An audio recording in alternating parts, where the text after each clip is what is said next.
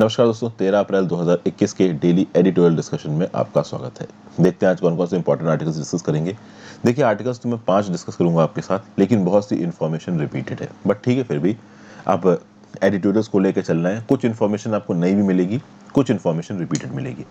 पहला आर्टिकल जो डिस्कस करूंगा वो है डिजाइनिंग अ रेजोल्यूट कोविड-19 रिस्पॉन्स। यहाँ पे सिंपली ये बताया गया है कि पिछले साल जब मार्च 2020 में लॉकडाउन शुरू किया गया था या कोरोना के केसेस फैलने शुरू हुए थे, उस समय पे कोरोना की जो आप कह सकते हो चैलेंज था वो इतना बड़ा नहीं था। लगभग 500 साढ़े 500 केसेस थे जब लॉकडाउन लगाया गया था। लेकिन इस साल लॉकडाउन लगाया भी नहीं गया है अभी तक, केसेस इतने ज़्यादा हो रहे हैं और कंट्रोल कैसे होंगे इसका कुछ आइडिया नहीं है। सितंबर में जब केसेस की पीक हुए थे तो लाख तक जा रहे थे, अब 1.5 लाख जा रहे हैं दिन के। तो यहाँ पे एक रेजोल्यूट कोविड-19 रिस्पॉन्स की जरूरत है, और वो रिस्पॉन्स कैसा होना चाहिए उसके बारे में ऑथर ने यहाँ पे बात की है। तो ऑथर के हिसाब से क्या रिस्पॉन्स होना चाहिए उसको देखेंगे। प्रोफेसर के श्रीनाथ रेड्डी जी, जो कि कार्डियोलॉजिस्ट है, एपिडेमियोलॉजिस्ट है, इन्होंने इस आर्टिकल को लिखा है। इनके व्यू पॉइंट्स को समझते हैं। नेक्स्ट आर्टिकल है, कहानी की तरह सुनेंगे इसको, a second chance for Nepals young democracy. Nepal की डेमोक्रेसी का और नेपाल के संविधान का वहाँ के लीडर्स ने बढ़ चढ़ के मजाक उड़ाया है। लोगों के लिए काम करने के बजाय नेपाल के जो लीडर्स हैं, पॉलिटिकल लीडर्स, उन्होंने अपने लिए काम किया। यहाँ पे नेपाली कम्युनिस्ट पार्टी के बारे में बात हो रही है। तो किस प्रकार से केपी शर्मा ओली ने गलत चीजें की, किस प्रकार से नेपाल के संविधान में कुछ पॉइंट्स इतने ज्यादा आप कह सकते हो कि अनकन्वेंशनल थे, जिसने केपी शर्मा ओली को इतनी वैल्यू दे दी कि वो इस हद तक नेपाल की पॉलिटिक्स को डिस्टर्ब कर पाते या अनस्टेबलाइज कर पाते। तो इन सब चीजों के बारे में अतुल के ठाकुर जी ने अपने व्यू पॉइंट दिए हैं। तो इस आर्टिकल को देखेंगे नेपाल की यंग डेमोक्रेसी को लेके। उसके बाद बात करें साल्वेशन स्ट्रैटेजी। भाई, इंडिया में 1.5 लाख केसेस आ रहे हैं पर दिन के, तो यहाँ पे वैक्सीनेशंस को तेजी से करके हम क्या कर सकते हैं। कोविशील्ड और कोवैक्सीन के अलावा क्या दूसरी वैक्सीन को यहाँ पे इंक्लूड किया जा सकता है। तो इन सब चीजों के बारे में बातें कही गई है, इसको देखेंगे। फिर वियना टॉक्स के बारे में बात हो रही है। रिसेंटली JCPOA के जो यूएस के अलावा मेंबर्स हैं, यानी ईरान की बात हुई है, China, Russia, UK, France, Germany से। अभी यहाँ पे कुछ पॉजिटिव चीजें निकल के आ रही हैं, लेकिन यूएस इस एग्रीमेंट को साइन करेगा। यूएस ने बोला है कि हम साइन करेंगे, बट यूएस की शर्त यह है कि ईरान पहले अपने जो भी उसके व्यू पॉइंट, जो भी प्रोविजंस थे JCPOA के, उसको माने। ईरान ने बोला हम तो भाई सारे प्रोविजंस को मान रहे थे, तुम्हारे डोनाल्ड ट्रम्प ने इस एग्रीमेंट से पुल बैक कर लिया, इसलिए पहले तुम सैंक्शंस हटाओ, फिर हम प्रोविजंस को मानेंगे। तो हु विल ब्लिंक फर्स्ट वाली बात यहाँ पे हो रही है। और बैक एंड में कुछ ऐसी चीजें चल रही हैं, इंटरनेशनल इवेंट्स, जिसके चलते ऑथर यहाँ पे बोल रहा है कि जितनी जल्दी यूएसए और ईरान के बीच में एक एग्रीमेंट हो जाएगा उतना अच्छा है, क्योंकि एक्सटर्नल फैक्टर्स, सीरिया में जो हो रहा है, ईरान बैक मिलिटियास जो कर रहे हैं, इसराइल जो कर रहा है, उसके चलते आगे आने वाले समय में हो सकता है कि JCPOA की डील साइन ही ना हो पाए। तो जितनी जल्दी अभी साइन हो जाएगी उतना बढ़िया है। और एक और फैक्टर यहाँ पे जो मैंने पहले भी बताया है कि ईरान में प्रेसिडेंशियल इलेक्शंस होने वाले हैं, और जरूरी नहीं है कि जो नए प्रेसिडेंट चुन के आए वो हसन रोहानी जितने मॉडरेट हो। वो कंजर्वेटिव बंदा भी हो सकता है, और अगर वो कंजर्वेटिव हुआ तो हो सकता है कि वो यूएस के साथ रिश्ते अच्छे करना ही ना चाहे। नेक्स्ट जो वीडियो है वो लक्षद्वीप में 130 नॉटिकल माइल्स पे जो यूएस का सेंट जॉन पॉल जोन निकला है, उसके रिस्पेक्ट में ही इस पर्टिकुलर आर्टिकल के बारे में बताया गया है।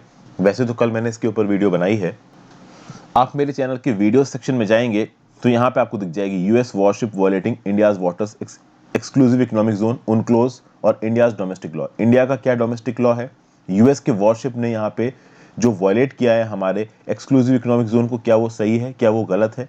तो एक्चुअली में यहाँ पे जो ऑथर है, उन ऑथर का ये बोलना, और ऑथर में बता देता हूँ कौन है, छोटी मोटी पर्सनैलिटी नहीं है।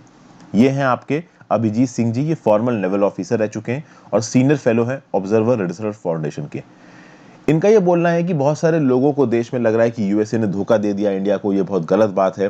तो यूएसए ने धोखा नहीं दिया है। यहाँ पे अभिजीत सिंह जी बता रहे हैं कि देखिए, दो अलग अलग वर्जन है। इंडिया का अपना अलग वर्जन है नेविगेशनल राइट्स को लेके, यूएस को अपना अलग वर्जन है नेविगेशनल राइट्स को लेके। प्लस वो ये भी बता रहे हैं कि यूएस यहाँ पे चाहता तो अपने नेविगेशनल राइट्स को लक्षद्वीप आइलैंड्स के बजाय अंडमान एंड निकोबार आइलैंड्स के पास से असर्ट कर सकता था, और अगर वहां से करता तो इंडिया को स्टेटमेंट देना पड़ता ओपनली, इंडिया इतना चुप नहीं बैठ पाता।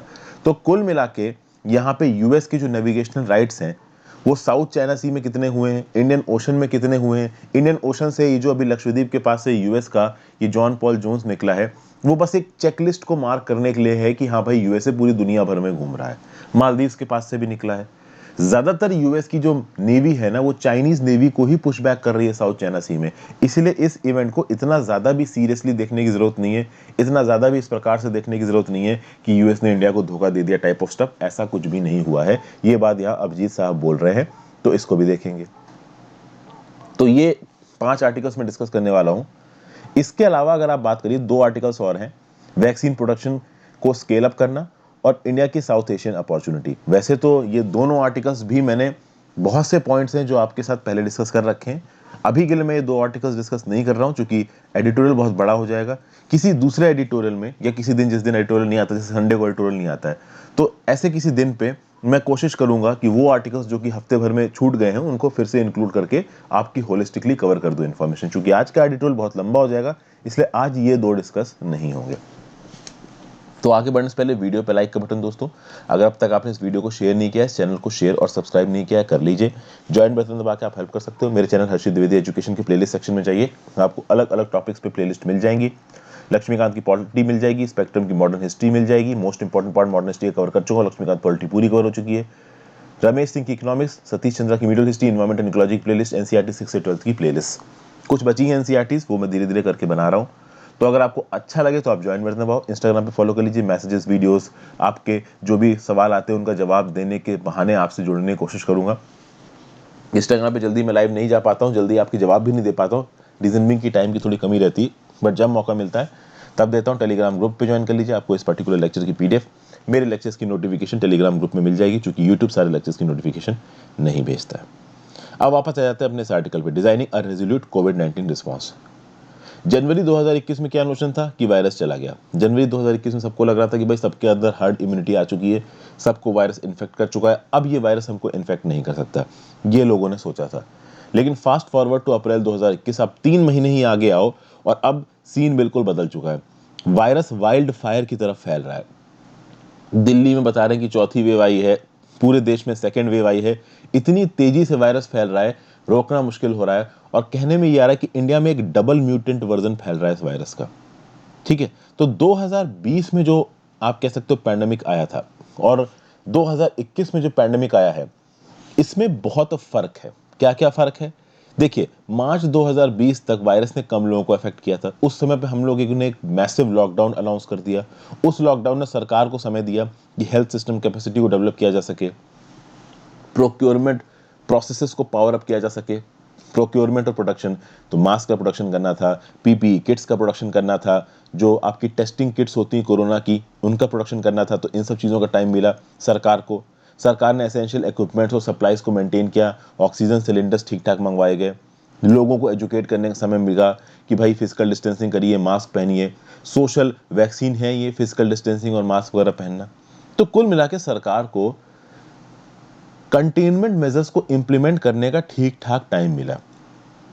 लेकिन अब देखिए, जब लॉकडाउन खत्म ही हो गया है ऑलमोस्ट, पूरी इंडिया अपने हिसाब से काम चल रहा है, ट्रेनें चलने लगी हैं, सोशल गैदरिंग शुरू हो गई है, भाई इलेक्शंस हो रहे हैं तगड़े तरीके से, उस समय पे जब फिर से ये लॉकडाउन फैलना शुरू हुआ है, भाई बड़ी प्रॉब्लम होने वाली। क्योंकि अनरिस्ट्रिक्टेड मूवमेंट था, मार्केट्स भरे हुए हैं, डोमेस्टिक इंटरनेशनल ट्रेवल ठीक ठाक शुरू हो चुका है, इलेक्शन कैंपेन्स लोकल बॉडीज के चल रहे हैं, स्टेट लेजिस्लेटिव असेंबलीज के चल रहे हैं।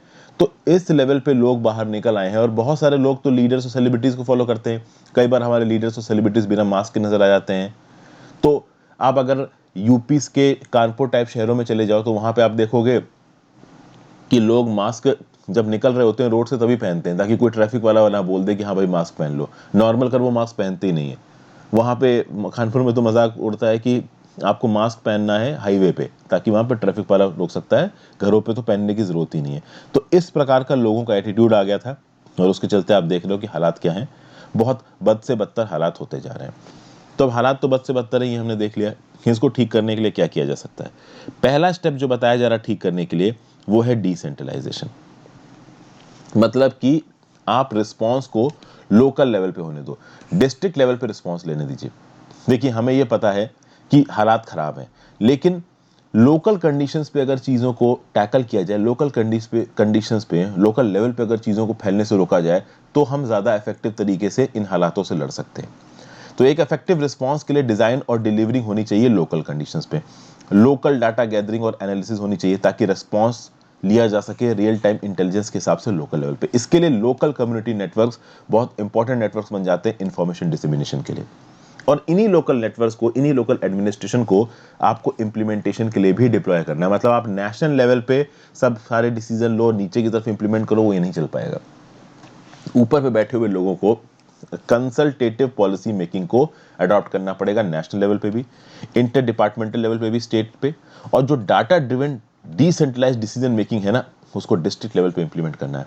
मतलब डिस्ट्रिक्ट लेवल पे जिस जगह पे जो डाटा आ रहा है उस हिसाब से। देखिए, कोरोना के रिस्पांस को लेके नेशनल लेवल पे या स्टेट लेवल पे आप डिसीजन नहीं ले सकते। लोकल लेवल पे जहां पे जितना कोरोना फैल रहा है उस हिसाब से लोकल सिस्टम एडमिनिस्ट्रेशन को आप डिसीजन लेने की आज़ादी दो। उनको बार बार आपसे फ़ोन करके या लेटर लिख के ना पूछना पड़े कि भाई हम ये डिसीजन ले या ना ले, क्योंकि सरकारी डिपार्टमेंट्स में लेटरबाजी बहुत होती है। ओके। फिर जो डिस्ट्रिक्ट कलेक्टर है, he must coordinate health care services across all facilities in the district and be empowered to command their hospitals, hotels and transport facilities. मतलब डिस्ट्रिक्ट कलेक्टर को हेल्थ केयर सर्विसेज को coordinate करने की ताकत दी जानी चाहिए। वो हॉस्पिटल्स को इंस्ट्रक्शंस दे सके, होटल्स और ट्रांसपोर्ट फैसिलिटीज को कोऑर्डिनेट कर सके कोरोना की हैंडलिंग के लिए। ये सब चीज़ें यहाँ पे बताई जा रही। फिर सुपर स्प्रेडर इवेंट्स और मास्क को मैंडेट करना जरूरी है। सुपर स्प्रेडर इवेंट्स क्या होते हैं? फॉर एग्जाम्पल इलेक्शन हो गया, ठीक है, फॉर एग्जाम्पल लोग एक मूवी थिएटर में मूवी देखने चले गए, ये सुपर स्प्रेडर इवेंट्स हैं।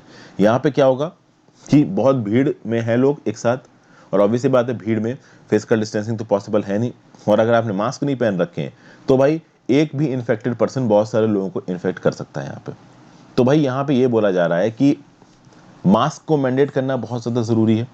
अभी के लिए इंडिया की स्ट्रेटजी में क्या सबसे मेन पॉइंट है कि भाई टेस्ट करो, जितनी ज़्यादा टेस्टिंग करोगे उतना ज़्यादा एफिशिएंट है। तो टेस्ट को एक लिमिट से ज़्यादा फोकस दे रखा है अभी की कोविड-19 कंटेनमेंट स्ट्रेटजी में।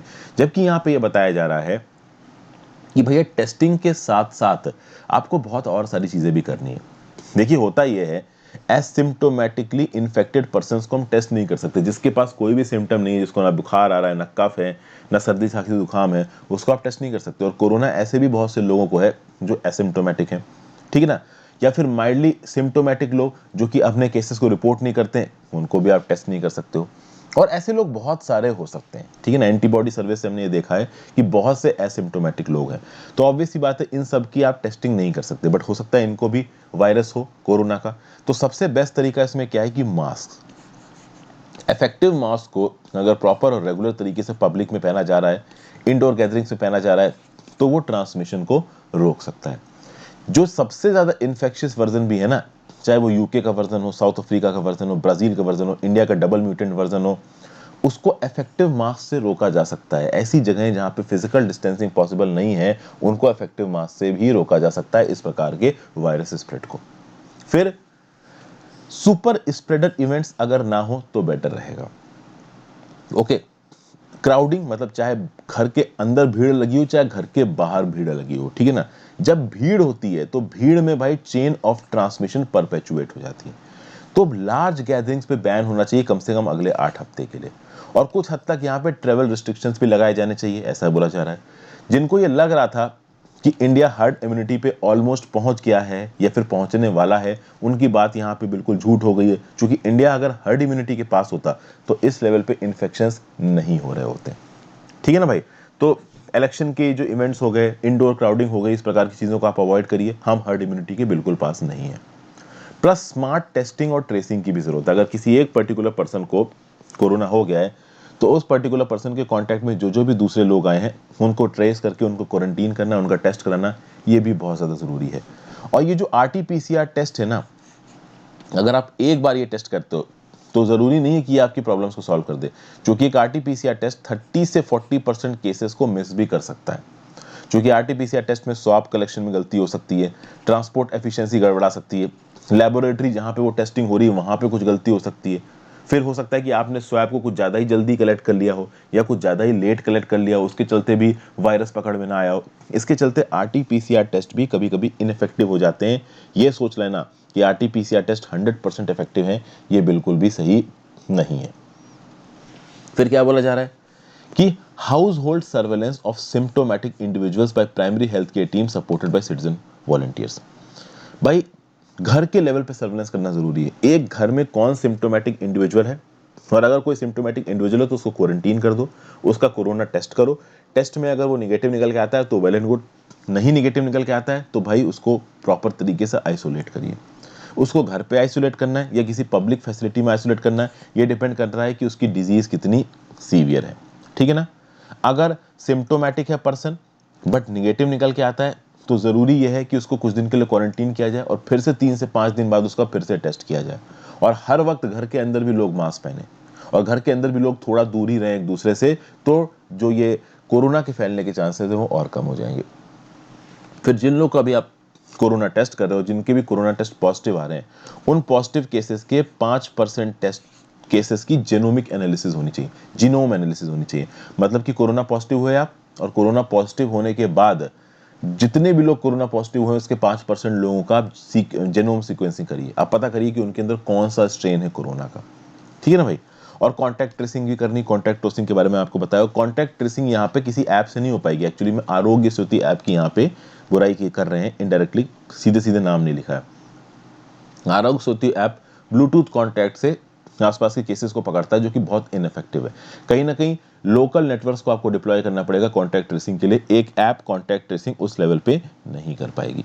ये सब बातें यहाँ पे बताई गई हैं। फिर इस चीज को रोकने के लिए और क्या चीजें बताई गई कि भाई वैक्सीन रोल आउट को आप स्टेप अप करो। देखिए वैक्सीन रोल आउट को बहुत तेजी से बढ़ाना बहुत ज्यादा जरूरी है। सबसे पहले तो वैक्सीन देते वक्त आप लोगों को बताओ कि ये वैक्सीन आपके इन्फेक्शन की सीवियरिटी को कम कर सकती है, आपको कोरोना के इन्फेक्शन से बचा नहीं सकती। आप समझिए इस बात को। अगर आपने वैक्सीन ले ली तो इसका मतलब ये नहीं है कि आप कोरोना से इन्फेक्ट नहीं होगे, आप तब भी कोरोना से इन्फेक्ट होगे। वो अलग बात है कि वो वैक्सीन कोरोना के इफेक्ट्स को आपके ऊपर सीवियर नहीं होने देगी, बस यही फर्क होता है।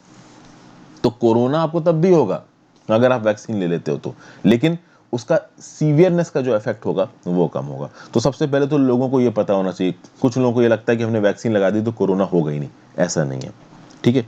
दूसरी बात, 35 साल से जितने भी लोग हैं उनको वैक्सीन देनी चाहिए यहाँ पे, और जो 35 साल से कम की एज के हैं बट उनको कोई हेल्थ डिसऑर्डर है उनको भी वैक्सीन यहाँ पे देनी चाहिए। ज्यादा से ज्यादा लोगों को वैक्सीन देने की ट्रेनिंग आनी चाहिए। वैक्सीनेटर्स बहुत ज्यादा होने चाहिए ताकि वो घर घर जाके लोगों के रहने के पॉइंट तक जाके वैक्सीन को डिलीवर कर सकें।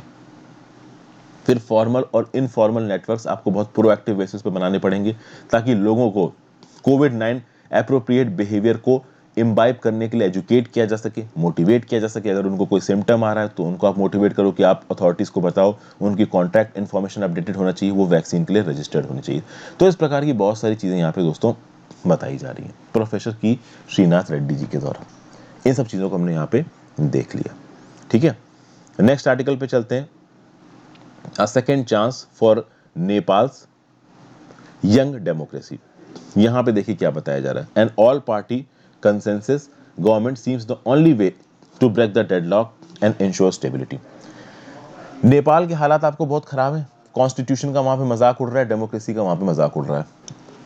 नेपाल की पॉलिटिक्स में अगर कोई चीज कांस्टेंट है तो वो है अनप्रेडिक्टेबिलिटी। नेपाल की पॉलिटिक्स बहुत ज्यादा अनप्रेडिक्टेबल है। अगर आप देखो नेपाल में जो डेमोक्रेटिक ट्रांजिशन आया है वो आसान नहीं रहा है। नेपाल के लोगों ने सेक्रीफाइसेस दिए हैं, एफर्ट्स दिए हैं, तब जाके वो आज की डेट में डेमोक्रेटिक कंट्री बन पाए, उनका खुद का एक संविधान आ पाया है।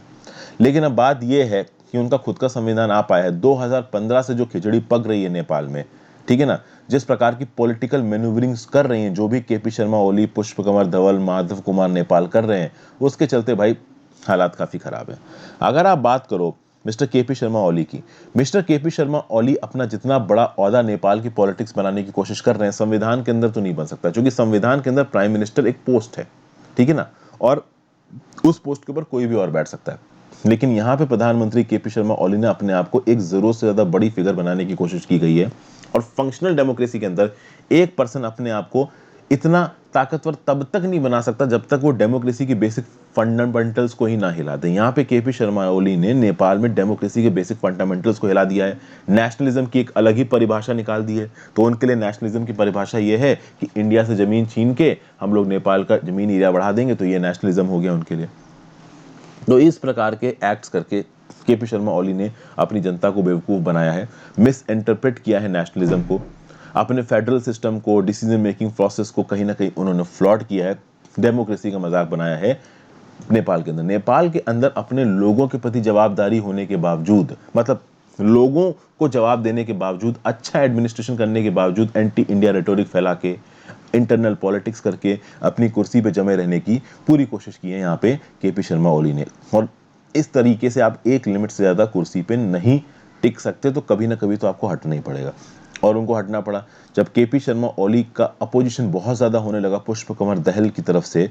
तब इन्होंने क्या बोला कि मैं लोअर हाउस को ही डिसॉल्व कर रहा हूँ। तो सबसे खास बात ये थी कि जो प्रेसिडेंट थे विद्यादेवी भंडारी, इन्होंने मदद की मिस्टर केपी शर्मा ओली को lower house of the federal parliament को डिसॉल्व करने में। 20 दिसंबर 2020 को lower house of the federal parliament को डिसॉल्व कर दिया विद्यादेवी भंडारी जी ने मिस्टर ओली के कहने पे। और अगर आप लोअर हाउस को डिसॉल्व कर देते हो बिना किसी नो कॉन्फिडेंस मोशन के या बिना किसी अल्टरनेटिव गवर्नमेंट को बनाने की कोशिश किए, तो कहीं ना कहीं आप देश की डेमोक्रेटिक स्पिरिट को, आप उस देश की स्टेबिलिटी और इक्विटेबल ग्रोथ को हर्ट कर रहे हो। क्योंकि एक डेमोक्रेटिक संविधान के अंदर अगर एक प्राइम मिनिस्टर या एक सरकार हटती है तो दूसरी सरकार बनती है। हमारे देश के संविधान में देख लीजिए, अगर बीजेपी की सरकार हटती है तो प्रेसिडेंट पहले कोशिश करेंगे कि क्या कोई दूसरी पॉलिटिकल पार्टी सरकार बना सकती है। तो कुछ इस प्रकार का नेपाल में भी होना चाहिए था, बट इस प्रकार का कुछ भी नेपाल में नहीं हुआ। केपी शर्मा ओली ने प्रेसिडेंट से बोला हाउस को डिसॉल्व कर दो, प्रेसिडेंट ने हाउस को डिसॉल्व कर दिया। तो ये पहला स्टेप ही गलत हुआ। ऑब्वियस सी बात है, ये चीज गलत थी, तो सुप्रीम कोर्ट ने क्या किया कि री इंस्टेट कर दिया डिसॉल्व पार्लियामेंट को। 23 फरवरी 2021 को, 20 दिसंबर 2020 को केपी शर्मा ओली ने डिसॉल्व किया। 23 फरवरी 2021 को सुप्रीम कोर्ट ने बोला कि नहीं भाई, ये जो डिसॉल्व करने वाला डिसीजन है ये गलत है, हम फिर से री इंस्टीट्यूट कर रहे हैं इस डिसॉल्व पार्लियामेंट को। लेकिन यहाँ पे सुप्रीम कोर्ट ने एक और बात बोली। सुप्रीम कोर्ट ने बोला कि ये जो नेपाल की कम्युनिस्ट पार्टी है, अब मैं आपको बता दूं, नेपाल की कम्युनिस्ट पार्टी दो फैक्शंस को मिलकर बनी थी। एक communist party of Nepal ML, एक communist party of Nepal Maoist centre. ठीक है, यानी एक थी पुष्प कमल दहल प्रचंड की पार्टी, दूसरी थी केपी शर्मा ओली की पार्टी। इन दोनों का मिक्सचर होकर नेपाल कम्युनिस्ट पार्टी बनी थी। यहां पे सुप्रीम कोर्ट ने साफ साफ बोला कि अब ये नेपाल कम्युनिस्ट पार्टी एक एंटिटी नहीं रही है, क्योंकि इसके लीडर्स आपस में कुत्ते बिल्लियों की तरह लड़ रहे हैं। तो ऑब्वियस बात है, this is not a single, आप कह सकते हो, एंटिटी। तो ये सिंगल एंटिटी मिलके सरकार यहां पे नहीं बना सकती, ये बात साफ साफ बोल दी गई। अब यहां पे मिस्टर ओली की क्या कोशिश थी? मिस्टर केपी शर्मा ओली की ये कोशिश थी कि एक काम करते हैं, मैं केयर टेकर प्राइम मिनिस्टर बना रहूंगा, अभी के लिए हम लोकल ये जो लोअर पार्लियामेंट है इसको डिसॉल्व कर दे रहे हैं, नई सरकार बनने में तो बहुत समय लगने वाला है, अभी के लिए प्राइम मिनिस्टर मैं हूं, तो केयर टेकर प्राइम मिनिस्टर मैं ही बना रहूंगा। फिर इंडिया और चाइना की बातें होती रहती, एंटी इंडिया दिखाने लगो, एंटी मधेसी दिखाने लगो। डोमेस्टिकली नेपाल के लोगों को उल्लू बनाने के लिए बहुत से इश्यूज हैं कि मधेसियों को साइड करने लगो, मधेसियों को कॉन्स्टिट्यूशन में प्रॉपर जगह मत दो, इंडिया से इलाके ले लो। तो इस प्रकार की चीजों को करके मिस्टर केपी शर्मा ओली ने रियल इश्यूज पे नेपाल के अंदर ध्यान ही नहीं दिया है। ये बात यहाँ पे काफी होती हुई नजर आ रही है। फिर यहाँ पे देखिए, it would be helpful to recall the present round of serious institutional crisis as the culmination of an accountability free political culture and misunderstood institutional process। मतलब कि एक accountability free political culture चल रहा है नेपाल में। नेपाल में ये जो लोग हैं, ये जो लीडर्स हैं, ये अपनी अकाउंटेबिलिटी को मानने के लिए तैयार नहीं है। ठीक है, ये काम गलत कर रहे हैं और गलत करके खड़े हो जाते हैं साइड में। Probity in public life and owning the outcomes, जो भी ये डिसीजंस ले रहे हैं, उन डिसीजंस के चलते जो भी रिजल्ट्स आ रहे हैं उसकी जिम्मेदारी लेना इन लीडर्स का एटीट्यूड नहीं है। ठीक है ना, गलतियों को किसी और के ऊपर मत्थे मढ़ देना। तो नेपाल के पॉलिटिक्स में कुछ गड़बड़ हो रही है तो उसके लिए कौन रिस्पॉन्सिबल है? तो इंडिया रिस्पॉन्सिबल है, क्योंकि इंडिया हमारे इंटरनल अफेयर्स में इंटरफेयर कर रहा है। इस प्रकार की चीजें करके ये लोग अपनी देश की जनता को बेवकूफ बना रहे हैं। फिर नेपाल में कुछ और प्रॉब्लम्स भी हैं। नेपाल के जो कॉन्स्टिट्यूशनल प्रोविजंस है ना, उनमें भी कुछ प्रॉब्लम्स है। देखिए यहाँ पे क्या बताया जा रहा है, among the key factors of the ongoing political stalemate in Nepal are certain rigid constitutional provisions that have made it possible for Mr. Oli to take cover behind a shield and continue as getting into election phase or looking for possibility of a caretaker coalition government is a very difficult proposition। देखिए, mister KP Sharma Oli ने क्या किया, lower house को dissolve कर दिया और care taker prime minister बनने की कोशिश की। अब इस प्रकार की चीजें करना बहुत मुश्किल है, लेकिन नेपाल की कॉन्स्टिट्यूशनल प्रोविजंस में कुछ गड़बड़ है। क्या गड़बड़ है? नेपाल का कॉन्स्टिट्यूशन में प्रॉपर तरीके से नो कॉन्फिडेंस मोशन आना चाहिए। बट नो कॉन्फिडेंस मोशंस यहाँ पे कुछ आप कह सकते हो लिमिटेशंस के साथ आया है। नेपाल का जो आर्टिकल 100 क्लॉज 4 है वो ये बोलता है कि नो कॉन्फिडेंस मोशन आप पहले 2 सालों के लिए नहीं ला सकते। यानी कि सरकार बनी और सरकार बन के कोई प्राइम मिनिस्टर बन गया तो उस प्राइम मिनिस्टर के अगेंस्ट और उस सरकार के अगेंस्ट आप पहले 2 सालों के लिए नो कॉन्फिडेंस मोशन लेके नहीं आ सकते। और अगर 2 सालों के बाद आप नो कॉन्फिडेंस मोशन लेके आते हो तो उस लोअर हाउस के 1/4 मेंबर्स को रिटर्न में देना पड़ेगा कि हाँ भाई हम इस प्रेजेंट प्राइम मिनिस्टर को हटाना चाहते हैं। और एक और प्रॉब्लम है, आर्टिकल 100 क्लॉज 5 ये बोलता है कि वो जो 1/4 लोग लिख के देंगे कि हाँ भाई हम इस प्राइम मिनिस्टर को हटाना चाहते हैं, वो आप उसके साथ एक नाम भी प्रपोज करेंगे। मतलब कि जो करंट प्राइम मिनिस्टर आप उसको हटा रहे हो उसके साथ साथ आप एक नया प्राइम मिनिस्टर भी प्रपोज कर रहे हो और एट द सेम टाइम 2 सालों के लिए आप नो कॉन्फिडेंस मोशन लेके ही नहीं आ सकते। अब ये बड़े खतरनाक ट्रिकी मैटर्स हैं। जब एक सरकार गिरती है ना उसके बाद दूसरी सरकार को चुनना ही अपने आप में एक बड़ा टास्क होता है। ऐसे समय पे नो कॉन्फिडेंस मोशन को पास करते वक्त ही दूसरे प्राइम मिनिस्टर का नाम मांगोगे तो कहीं ना कहीं सरकार गिराना काफी मुश्किल हो जाएगा। और यही यहाँ पे हुआ है। सरकार गिराना, केपी शर्मा ओली की सरकार गिराना अपोजिशन के लिए इसीलिए बहुत ज्यादा मुश्किल हो गया। प्लस जो अपोजिशन है ना आपका केपी शर्मा ओली का, जिसमें कि पुष्प कमर दवेल हैं, माधव कुमार नेपाल हैं, इसमें बाबूराम भट्टारिया हैं, इनमें भी बड़ी सारे फ्लॉज हैं। इनके भी अपने अपने इश्यूज हैं। कोई मधेशी इशू के अगेंस्ट बोलता है, कोई मधेशी इशू के फेवर में बोलता है। कोई प्राइम मिनिस्टर की पोस्ट से केपी शर्मा ओली को हटाना चाहता है लेकिन उसकी बजाय दूसरा किस लीडर को वहां पे बैठाना है इस बात की कोई भी कंसेंसस नहीं है। तो केपी शर्मा ओली हट जाएंगे, उसके बजाय कौन सा दूसरा लीडर आएगा। तो भाई अगर पुष्प कमल दहल बोलते हैं, प्रचंड बोलते हैं कि मैं प्राइम मिनिस्टर बनूंगा, तो कुछ और भी ऐसे लीडर्स वहां पे निकल आएंगे जो बोलेंगे कि नहीं भाई हम नहीं चाहते कि पुष्प कमल दहल प्राइम मिनिस्टर बने। तो इंटरनल डिसेंशंस इतने ज्यादा हैं कि यहाँ पे मिस्टर केपी शर्मा ओली बहुत हद तक सक्सेसफुल रहे हैं इन इंटरनल डिसीजंस का फायदा हटा के अपनी प्राइम मिनिस्टर की पोस्ट पे पहले बने रहने के लिए। और एक बार जब वो प्राइम मिनिस्टर की पोस्ट से हट गए तो किसी दूसरी सरकार को ना बनने देने में भी यही रीजन रहा है कि केपी शर्मा ओली इस हद तक नेपाल में सक्सेसफुल हो पाए हैं। नेपाल के सामने और भी बहुत से इश्यूज हैं। इकोनॉमी उनकी नीचे जा रही है, कहीं ना कहीं वैक्सीन उनके पास बहुत कम है, उनकी पॉपुलेशन काफी वल्नरेबल है। तो गुड गवर्नेंस पे ध्यान देने के बजाय ये जो पॉलिटिकल पार्टीज हैं ये आपस में कुत्ते बिल्लियों की तरह लड़ रही हैं। तो इसीलिए नेपाल की डेमोक्रेसी का बस एक ही चारा बचा है कि जितनी भी पॉलिटिकल पार्टीज हैं वो मिल के इस बात पे ध्यान दें कि देश का पीस, प्रोग्रेस और स्टेबिलिटी हो सके। लेकिन ये होना बहुत मुश्किल है। जिस प्रकार से पिछले हम लोग 6 सालों में नेपाल की पॉलिटिक्स को इवॉल्व होते देख रहे हैं, कहीं ना कहीं वहां के जो लीडर्स हैं they are only concern with themselves, their own interest. कैसे वो प्रधानमंत्री बन जाएं, कैसे देश की एडमिनिस्ट्रेशन की बागडोर उनके हाथ में आ जाए। लोगों के लिए काम करने वाला एजेंडा उनके कह सकते हो प्रायोरिटी पे है ही नहीं। हाँ, लोगों को बेवकूफ बनाने वाला एजेंडा उनकी प्रायोरिटी पे जरूर है। तो इंडिया हमारा दुश्मन है, इंडिया हमारा इलाका लेके बैठा है, इस प्रकार की बातें कर करके अपने देश को बेवकूफ बनाओ। ये एक बहुत आसान स्ट्रेटजी रहती है और ये स्ट्रेटजी केवल आप कह सकते हो नेपाल में ही नहीं दुनिया भर की बहुत सी कंट्रीज में अडॉप्ट की जाती है।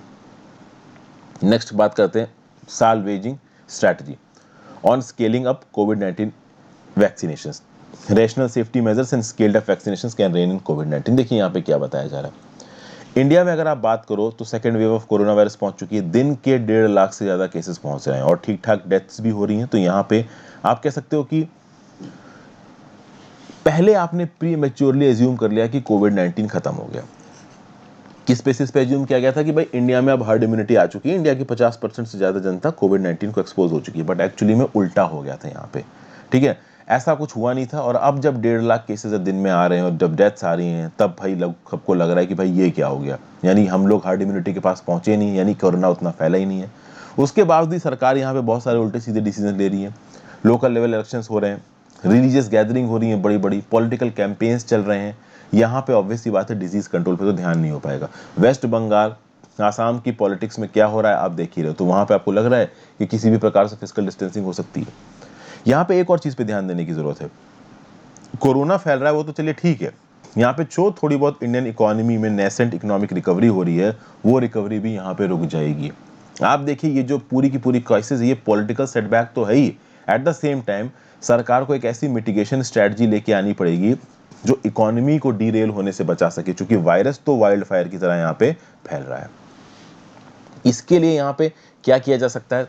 तो भाई सबसे पहले चीज़ तो ये की जा सकती है कि आप लेबर फोर्स को प्रोटेक्ट करो। तो इंडस्ट्रीज़ में, वर्क प्लेस पे जहाँ पे सारा काम होता है, प्रोडक्शन का, मैन्युफैक्चरिंग का काम होता है, वहाँ पे वैक्सीनेशन को बहुत तेज़ी से बढ़ाया जाए। इन इंडस्ट्रीज़ और वर्क प्लेसेस में काम करने वाले लेबर को वैक्सीन प्रोवाइड किया जाए, ठीक है ना। वो एम्प्लॉयर्स जिनके एम्प्लॉयज़ घर बैठ के काम कर सकते हैं, उनको वर्क फ्रॉम होम प्रोटोकॉल्स में लगाया जाए, ठीक है। जहाँ पे ज़्यादा काम की ज़रूरत नहीं है वहाँ पे काम के टाइमिंग, वर्किंग आवर्स को थोड़ा बहुत कट किया जाए।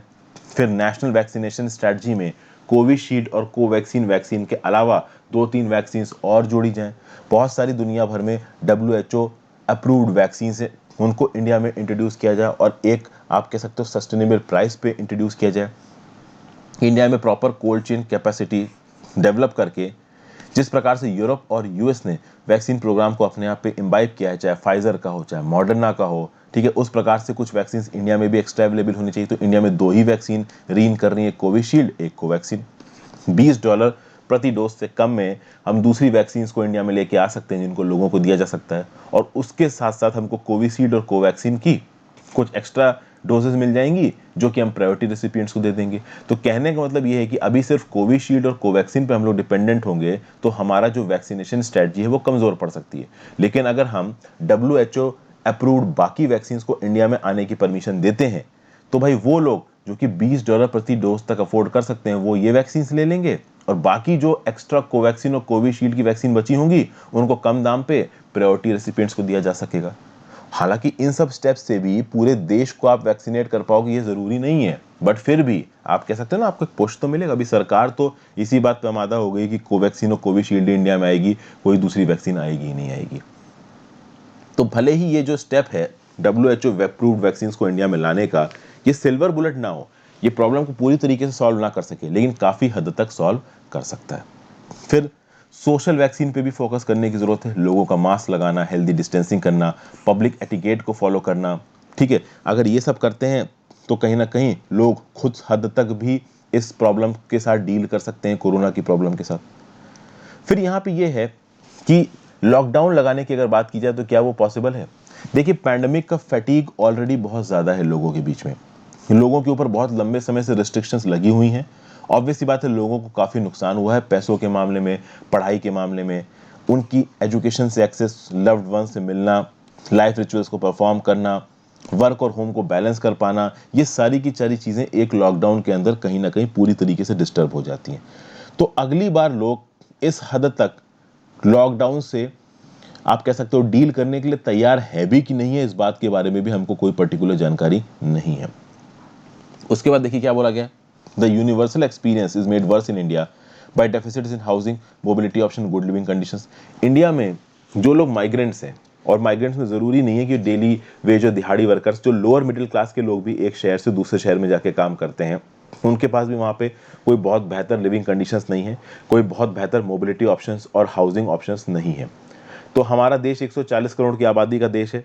अगर आप लंदन या फिर मान लीजिए US या फिर मान लीजिए आप किसी यूरोपियन कंट्री में चले जाते हो तो वहाँ पे इलाका ज़्यादा है, लोग कम है, तो उनके पास हाउसिंग प्रॉब्लम्स उतनी एक्यूट नहीं है जितनी एक्यूट इंडिया में है, ठीक है ना। इसलिए सरकार को ये बहुत प्रॉपर तरीके से स्टेप लेना पड़ेगा कि एक्टिविटी के ऊपर जो कर्ब्स लगाए जाएं वो रैशनल हो। मतलब जिन एक्टिविटीज़ को आप रोक रहे हो, जिनको नहीं रोक रहे हो, आपको सोच समझ के स्टेप लेना पड़ेगा। फिर लोग कोविड-19 के फिजिकल डिस्टेंसिंग नॉर्म्स को, सोशल वैक्सीन के नॉर्म्स को फॉलो करें, इसके लिए लोगों को सही समय पे अप्रोप्रिएट फाइनेंशियल रिवॉर्ड्स दिए जाएं। तो इस प्रकार के बहुत सारे स्टेप्स यहाँ पे सरकार को बहुत इनोवेटिव तरीके सामने लेके आने पड़ेंगे ताकि लोगों को आप कन्विंस कर सको कि हाँ भाई वो कोविड-19 अप्रोप्रिएट बिहेवियर दिखाएं।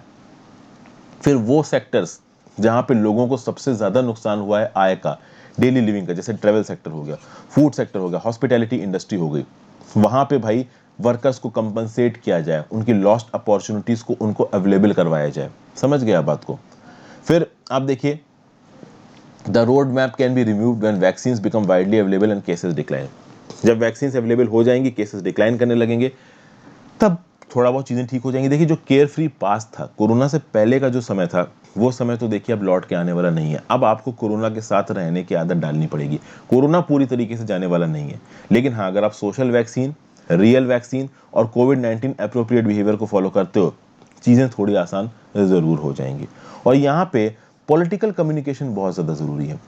पैंडेमिक के दौरान पॉलिटिकल कम्युनिकेशन इसलिए ज़रूरी है क्योंकि फेस्टिवल्स के दौरान, पोल कैंपेस के दौरान लोग फिजिकल डिस्टेंसिंग भूल जाते हैं, हेल्थ प्रोटोकॉल्स भूल जाते हैं, और हम जब इतने, आप कह सकते हो, फुल लॉकडाउन्स और पार्शियल लॉकडाउन्स के चलते इतना इकोनॉमिक नुकसान ऑलरेडी झेल चुके हैं, इतने दिन तक ऑलरेडी घर में बंद हो चुके हैं, इस हद तक हमने पहले कंट्रोल किया था, अभी उस कंट्रोल को हम एक सेकंड में बेकार कर देंगे। आप देख ही रहे हो, जितना हमने कंट्रोल किया था कोरोना का, उतना ही कोरोना दोबारा फैल रहा है।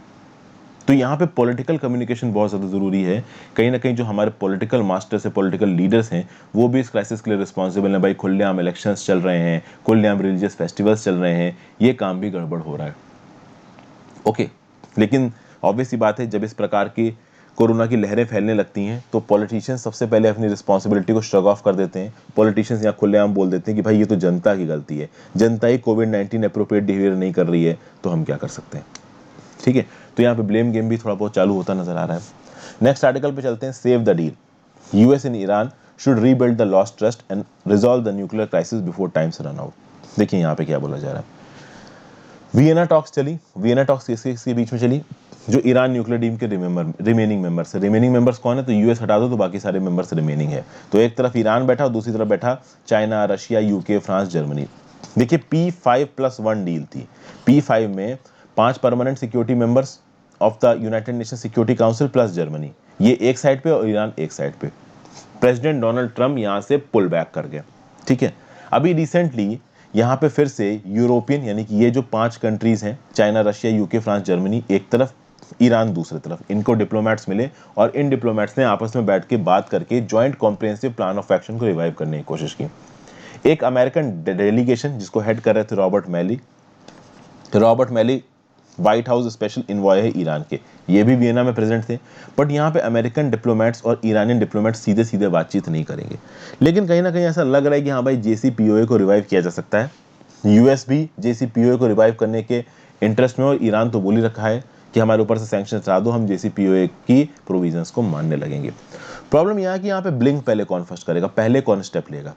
यूएस ईरान को चाहता है कि आप अपना यूरेनियम इनरिचमेंट का प्रोग्राम बंद करो, सेंट्रीफ्यूज डेवलपमेंट का प्रोग्राम बंद करो, और 2015 का जो JCPOA है इसके सारे प्रोविजंस को मानो, तब हम आपके ऊपर से सैंक्शन हटा देंगे। ईरान का बोलना है कि जब तुम्हारे डोनाल्ड ट्रम्प ने इस एग्रीमेंट से पुल बैक किया था, हम सारे प्रोविजंस को मान रहे थे, तो अभी के लिए पहले आप हमारे ऊपर से सैंक्शन हटाइए, उसके बाद हम प्रोविजंस को मानेंगे। तो तुम पहले आप पहले के केस में कोई भी अभी के लिए आगे नहीं बढ़ रहा है। अगर आप बात करो जो बाइडेन की, तो जो बाइडेन ने कहीं ना कहीं अपनी अप्रोच में फ्लेक्सिबिलिटी दिखाई है। जो बाइडेन ने कहीं ना कहीं थोड़ा बहुत प्रो ईरान करने की कोशिश की है। जैसे कि पहले यूएस जो सऊदी अरेबिया का हाउदीज के अगेंस्ट वॉर को सपोर्ट था, वो सपोर्ट यूएस ने वापस पुल बैक कर लिया है। इसको भी मैंने अपने करंट अफेयर्स और डेली एडिटोरियल्स में डिस्कस किया है।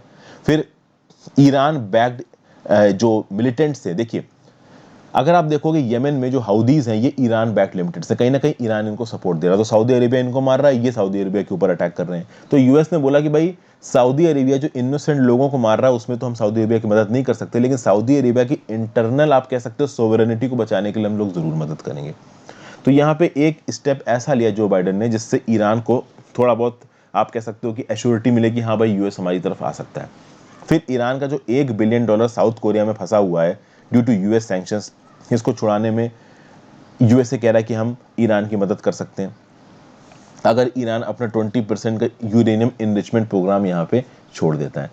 ईरान का मानना यह है कि भाई हम अपना इनरिचमेंट बंद करेंगे, JCPOA के मानेंगे, इंटरनेशनल इंस्पेक्टर्स को अपने पावर प्लांट्स में आने देंगे, when you will lift sanctions.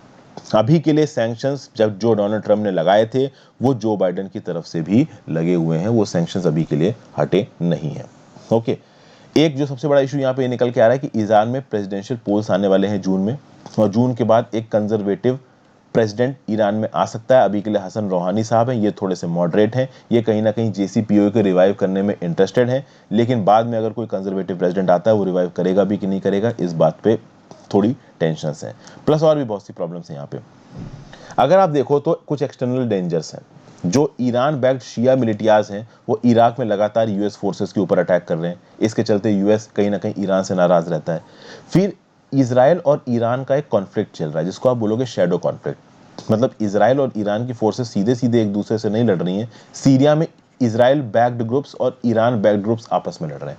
जिसके चलते आप बोल सकते हो कि जो इजराइल वाला फैक्टर है ये पूरे के पूरे रीजन को डिस्टेबलाइज कर सकता है। फिर रिसेंटली रेड सी में एक ईरानियन शिप के ऊपर अटैक हो गया, जिसके चलते सिक्योरिटी टेंशंस बहुत ज़्यादा बढ़ गए। तो यहाँ पे जो एक्सटर्नल डेंजरस फैक्टर्स हैं और ये जो प्रेसिडेंशियल फैक्टर है ईरान के अंदर, ये काफ़ी सीरियस इश्यूज हैं।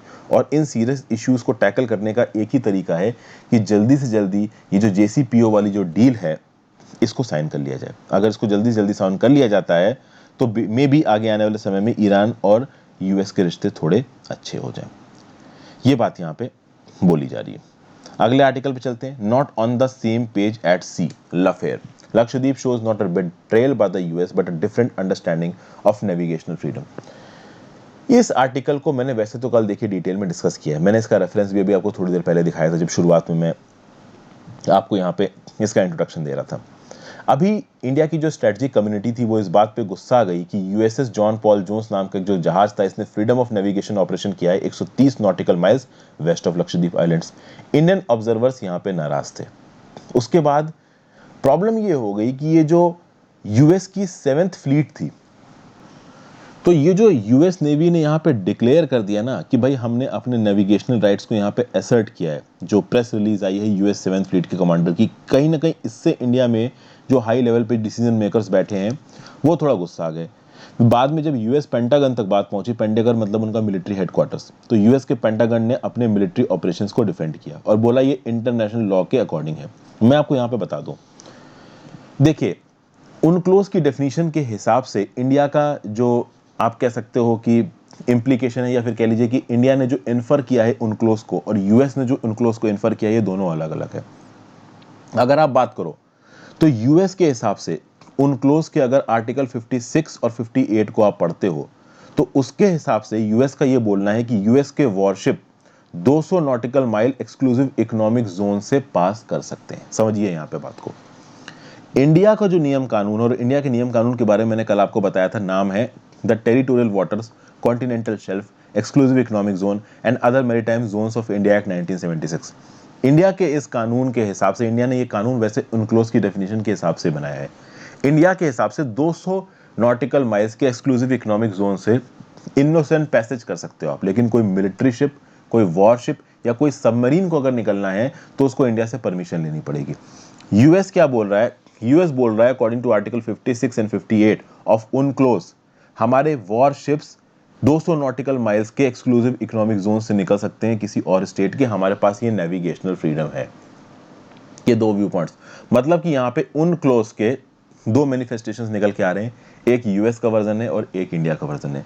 यहाँ पे मैं आपको एक और बात बता दूं, उनक्लोज को लेके इंडिया का जो परसेप्शन है और US का जो परसेप्शन है वो बहुत अलग रहा है। और अब मैंने आपको कल की वीडियो में बताया था कि उनक्लोज को अब तक US ने रेटिफाई नहीं किया, इंडिया रेटिफाई कर चुका है। तो ये एक बरीड इशू है। बरीड इशू क्या है कि उनक्लोज का जो डेसिफरमेंट है, उनक्लोज का जो आप कह सकते हो कि मतलब उसको एसेस करना है, उनक्लोज की परिभाषा US के हिसाब से अलग है, इंडिया के हिसाब से अलग है। इंडिया बोलता है कि हमारे एक्सक्लूसिव इकोनॉमिक जोन में अगर वॉरशिप लेके आओगे परमिशन लेनी पड़ेगी। US बोलता है एक्सक्लूसिव इकोनॉमिक जोन से हमारे वॉरशिप निकल सकते हैं, हमें किसी प्रकार की कोई भी परमिशन की जरूरत नहीं है। अब कुछ लोग को लग रहा है कि US ने इंडिया को धोखा दे दिया। देखिए ऐसा कुछ भी नहीं हुआ। US की जो नेवी है वो इफेक्टिवली चाइना के लिए आप कह सकते हो कि उनकी नेवी को कहीं ना कहीं पुश बैक कर रही है। अगर आप देखो तो 2016 से लेके अब तक इंडिया के एक्सक्लूसिव इकोनॉमिक जोन में US के वॉरशिप केवल 3 बार दिखे हैं। लेकिन अगर इंडिया के एक्सक्लूसिव इकोनॉमिक जोन में US के वॉरशिप 3 बार दिखे हैं 2016 से लेके अब तक। लेकिन अगर आप चाइना के एक्सक्लूसिव इकोनॉमिक जोन की बात करो तो चाइना के एक्सक्लूसिव इकोनॉमिक जोन में US के वॉरशिप 2016 में 3 बार दिखे, 2017 में 4 बार दिखे, 2018 में 6 बार दिखे, 2019 में 8 बार दिखे और 2020 में 9 बार दिखे। और चाइना जो आइलैंड्स को क्लेम करता है ना साउथ चाइना सी में, उन आइलैंड्स के तो 12 नॉटिकल माइल्स तक पहुंच गए थे US के वॉरशिप्स। तो आप सोचिए इंडिया के एक्सक्लूसिव इकोनॉमिक जोन में तो 2016 से लेके अब तक US के वॉरशिप केवल 3 ही बार दिखे हैं और चाइना का तो 2020 में ही 10 बार दिखा है। तो कुल मिला के यहाँ पे US की नेवी की स्ट्रेटेजिक प्रायोरिटीज एशिया में चाइना ही है, इंडिया नहीं है। ये अलग बात है कि देखिए US का ओवरऑल जो नेविगेशनल मैप है, उस नेविगेशनल मैप के अंदर कभी ना कभी तो इस सेक्टर को करना होगा ही। तो एक टिक बॉक्स सा हो गया कि हाँ भाई चलिए वेस्टर्न इंडियन ओशन से भी हम लोग निकल गए। चूंकि नहीं निकलते तो टिक बॉक्स यहाँ पे नहीं हो पाता। यहाँ पे एक और बहुत इंपॉर्टेंट पॉइंट बताया जा रहा है कि अगर यूएस को इंडिया को चैलेंज करना होता तो यूएस लक्षद्वीप के एक्सक्लूसिव इकोनॉमिक जोन से नहीं निकलता, अंडमान और निकोबार आइलैंड्स के एक्सक्लूसिव इकोनॉमिक जोन से निकलता। और अंडमान और निकोबार आइलैंड्स इंडिया के लिए स्ट्रेटेजिकली बहुत ज्यादा इंपॉर्टेंट है। तो अगर यूएस की वॉरशिप अंडमान और निकोबार आइलैंड्स के एक्सक्लूसिव इकोनॉमिक जोन से निकलता तो इंडियन प्लानर्स चुप नहीं रह पाते, इंडियन पॉलिटिकल लीडर्स चुप नहीं रह पाते, उनको एक ऑनलाइन स्टेटमेंट या एक पब्लिक स्टेटमेंट देना ही पड़ता। लेकिन यहाँ पे यूएस ने भी समझदारी दिखाई और वो लक्षद्वीप के एक्सक्लूसिव इकोनॉमिक जोन से निकले। ठीक है, तो यहाँ पे ये जो पूरा का पूरा इवेंट है ना, इस इवेंट को बहुत ज्यादा आउट ऑफ द बॉक्स लेने की जरूरत नहीं है, यूएस को एक धोखेबाज समझने की आपको यहाँ पे जरूरत नहीं है। एक और पॉइंट है, अंडमान एंड निकोबार का आइलैंड्स का, अगर आप लक्षद्वीप के एक्सक्लूसिव इकोनॉमिक जोन की बात करो तो उस पर कोई डिस्प्यूट नहीं है, क्लैरिटी है। लेकिन अगर आप अंडमान एंड निकोबार आइलैंड्स के एक्सक्लूसिव इकोनॉमिक जोन की अगर आप बात करोगे ना तो उस पर क्लैरिटी नहीं है। इंडिया ने जो बेस लाइंस डिफाइन की हैं अंडमान एंड निकोबार आइलैंड्स के एक्सक्लूसिव इकोनॉमिक जोन के लिए, उन बेस लाइंस पे डिस्प्यूट है। इंडियन ओशन के लिटोरल स्टेट्स भी इनके ऊपर डिस्प्यूट डालते हैं और कहीं ना कहीं यूएस भी उसके ऊपर डिस्प्यूट डालता है। उनक्लोज के डेफिनेशन के हिसाब से अंडमान एंड निकोबार आइलैंड्स का एक्सक्लूसिव इकोनॉमिक जोन कितना है, ये इंडिया थोड़ा एक्सेस क्लेम करता है, ऐसा बाकी ऑब्जर्वर्स का बोलना है, यूएस का भी ये बोलना है। लेकिन यूएस पब्लिकली कभी भी स्टेटमेंट को ज्यादा बोलता नहीं, रीजन बीइंग इंडिया यूएस के रिश्ते बहुत ज्यादा अच्छे हैं। हालांकि कभी ना कभी इन द फ्यूचर 5, 10, 15, 20 साल बाद ये इश्यू उठेगा कि India Andaman and Nicobar islands के through excessive exclusive economic zone को क्लेम कर रहा है। तो ये था पूरा पूरा एनालिसिस अभिजीत सिंह ने इस आर्टिकल को लिखा है। So thank you for watching friends, I hope आपको आज की वीडियो में कुछ ना कुछ सीखने को मिला हो। Have a great day, good bye.